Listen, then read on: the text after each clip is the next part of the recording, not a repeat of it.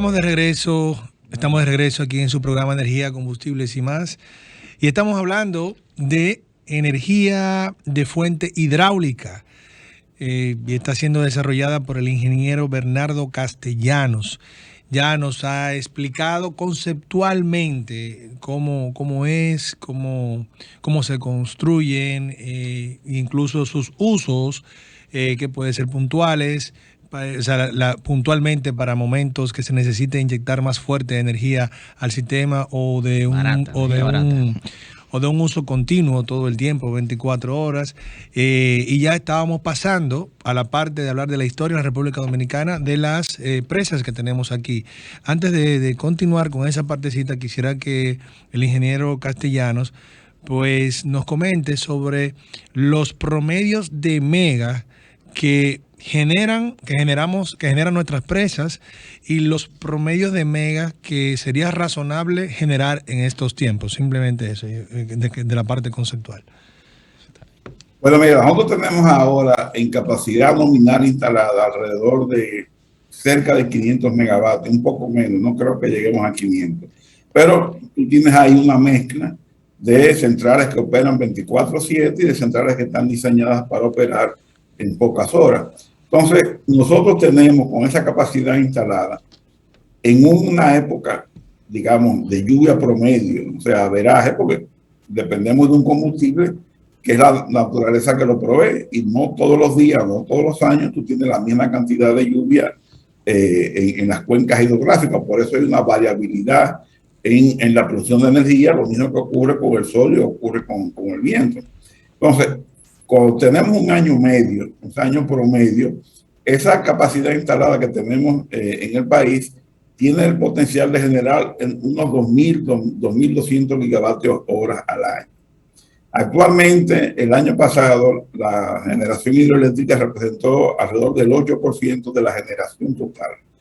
Aunque la capacidad instalada puede ser un 20%, un 18% de la demanda máxima, porque estamos hablando de una demanda máxima en el orden de los 3.000, 3.200, y tú tienes 500 megavatios, pues en términos de potencia tenemos en potencia alrededor cerca de un 20% en potencia. Pero en energía, como esa energía no se produce de manera continua como la térmica, entonces ya cuando hablamos de energía, lo que tenemos hoy día con relación al abastecimiento que se está dando de unos 15.000 millones de kilovatios hora al año, pues estamos en el orden del 8%, que fluctúa obviamente dependiendo de si el año es medio o del año si es seco. Por desarrollar, quedan identificados unos 400 megavatios más de potencia instalada, nominales. Obviamente, desde mi punto de vista, la mayoría de esos proyectos que están por desarrollar, que están identificados desde los años 80, son proyectos que ya no hace sentido su construcción. ¿Por qué? Porque son proyectos que fueron estudiados en los años 80, dimensionados, y la gran mayoría de esos proyectos, a excepción de 2 o 3, son proyectos cuya capacidad instalada es menor a 20 megavatios.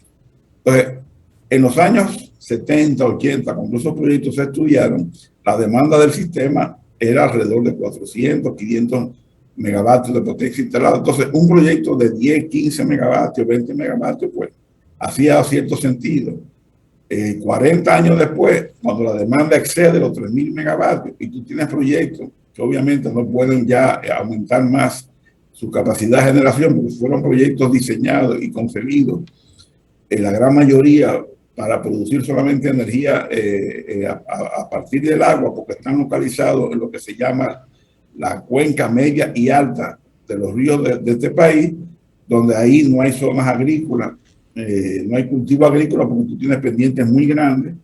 Pueden haber ciertos cultivos y prácticas agrícolas muy esporádicas, pero en esencia no hay cultivos porque no es una zona llana. Tampoco tú tienes asentamientos humanos de importancia que demanden agua potable. Entonces esos proyectos se concibieron esencialmente para la producción de energía. Pero las hidroeléctricas, uno de los inconvenientes que tienen, y sobre todo en un país subdesarrollado, es el gran componente de obra civil que hay que hacer. Porque tú tienes que, la gran mayoría de esos sitios que están identificados como potencial para construir proyectos hidroeléctricos, no hay acceso. O sea, entonces tú tienes que hacer un acceso y ese acceso muchas veces tiene un costo importante. Y encima de eso, bueno, tiene que construir la obra. Un proyecto hidroeléctrico, más o menos el 80-90% de su costo es obra civil y el 10-20% es obra electromecánica. Entonces la obra civil generalmente tiene muchos riesgos, su manejo, y por eso toma tanto tiempo. Entonces, desde el punto de vista de aporte al sistema nacional, ya esos proyectos no hacen sentido y su costo obviamente mucho menos. Y sobre todo teniendo en cuenta que, digamos, en los años 80, yo le tengo una pregunta. Identificado, no había energía renovable alternativa que pudiera competir con ellos, porque la eólica y solar, aunque conceptualmente existían, pero eran emprendimientos que económicamente eran inviables. Hoy día, esas tecnologías han avanzado, han reducido costos.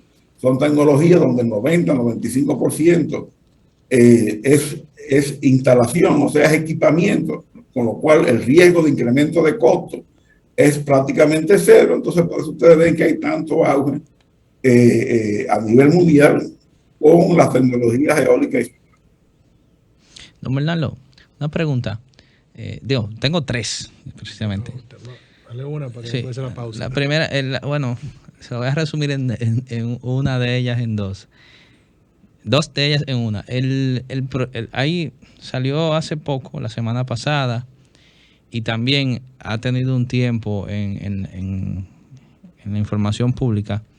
Aquí hay dos proyectos hidráulicos que son, uno es la presa de Monte Grande, que no está finalizada. Me gustaría que usted exprese, si conoce bien el proyecto, qué importancia reviste dicho proyecto a la República Dominicana y más donde se está haciendo desde el punto de vista ya sea energético, agrícola o para el que esté destinado. Y también que nos comente un poco de algo que salió la semana pasada, que fue un proyecto de una hidroeléctrica que se quería construir en las placetas, en la parte de San José de las Matas. Esas eran las preguntas. ¿Qué usted piensa del impacto de esos proyectos para la República Dominicana en materia de energía? Bueno, voy a comenzar de atrás para adelante, porque la placeta yo la conozco como la palma de mi mano, porque yo trabajé intensamente en ese proyecto en los años 80, cuando trabajaba en la Dirección de Desarrollo Hidroeléctrico de la CDE, de UNAE, bajo la dirección, en la administración del ingeniero Marcelo Jorge, que Dios lo tenga en su gloria, en la CDE, y bajo la dirección del ingeniero Fernando Luciano, que era quien dirigía la DDH. Yo participé muy activamente en ese proyecto. Técnicamente el proyecto es una joya. El proyecto inicial que nosotros estudiamos, y consiste en dos presas con unos 30 kilómetros de túnel, en donde se aprovecha el desnivel que existe entre cuencas adyacentes, entre la cuenca del río Yaca del Norte, y la cuenca del río Bajo. El proyecto arranca en el río en la cuenca del río Bajo, pasa al río Yaca del Norte y vuelve a la cuenca de Bajo. Inicialmente ese proyecto tiene 87 megavatios de capacidad instalada y 330 millones de kilovatios de producción anual. ¿Cuántos megavatios de capacidad instalada? 87 megavatios. Ese es el proyecto original que fue estudiado muy detalladamente en el año 86. Ahora, ese proyecto, lamentablemente, el costo asociado es un costo prohibitivo, porque en el año 2009 EGI recibió una oferta de un contratista para construir ese proyecto, y eso andaba en el orden de los 690 millones de dólares. O sea, si ese proyecto se actualiza hoy tomando como base esa oferta de ese contratista, superaría los 1.000 millones de dólares. Entonces, económicamente y financieramente, ese proyecto nunca se pagaría. Otra cosa que hay que tomar en cuenta con relación a ese proyecto, que ese proyecto tiene trasvase de agua de cuencas a otras cuencas. Hoy día eso genera mucho conflicto en las comunidades y en la zona de San José de las Matas, donde es, digamos, el sitio que se desarrollaría. Ya han habido protestas de la comunidad oponiéndose al proyecto por el tema del trasvase de agua de cuencas adyacentes. Además de eso, en el año que nosotros estudiamos eso, no había los temas ambientales que hay hoy día. Y ese proyecto no contempla lo que se conoce hoy día y que se exige, que está la norma ambiental de todos los países, lo que se llama el caudal ecológico. ¿Qué significa el caudal ecológico? Que usted tiene que garantizar un volumen de agua, aguas abajo de la captación que usted tiene, sobre todo si usted no va a tener, si usted va a cambiar el curso natural del río, o sea, porque ya el río, en este proyecto usted capta, hay una captación en el río Bao, en la zona de Sabaneta, de ahí se deriva un caudal importante de agua hacia la cuenca del río Jagua. En el río Jagua hay otra presa que coge el agua captada o derivada del río Bao, más el agua propia del río Jagua, la almacena en una presa y a través de un túnel lo lleva a una central en caverna y de ahí, bueno, descarga la cola de la presa del agua. Entonces, esos trasvases de energía, de agua, de cuenca, que en los años 80, pues no habían las inquietudes ambientales, pues no se dejaba ningún caudal aguas abajo de las captaciones. Hoy día la ley ambiental en este país y en todas partes del mundo exige que usted tiene que dejar lo que se llama un caudal ecológico. Y el caudal ecológico hay que determinarlo para hacer un estudio, digamos, como Dios manda, a través de un estudio que identifique cuál es la flora y la fauna que está localizada en el río, cuáles son las demandas de agua que esa flora necesita para mantenerse y no ser alterada por el trasvase de agua. De acuerdo. Entonces, ante la ausencia de ese estudio, como regla de tres, por ejemplo, como un valor de referencia en Panamá, que es un mercado donde yo he trabajado mucho, existe que como mínimo ese caudal ecológico debe ser igual al 10% del caudal medio del río. Esto significa que ese proyecto que inicialmente nosotros estudiamos en los años 80. Sí, pero, don Bernardo, pero manténgame la idea ahí, don Bernardo, que vamos a ir a una pequeña pausa. No, termine. El proyecto original que definía 331 megavatios, millones de kilovatios de generación anual, cuando tú dejes un caudal ecológico igual al 10% del caudal medio del río, simplemente de 330 millones vas a bajar a 300, porque, como yo dije al principio, la capacidad de producción de energía es directamente proporcional al agua y a la caída. Como estoy reduciendo el agua un 10%, en esa misma proporción, un 10%, yo dejo de generar energía. Ya, muy bien, don Bernardo. Excelente explicación. Vamos a una pausa y volvemos. Energía.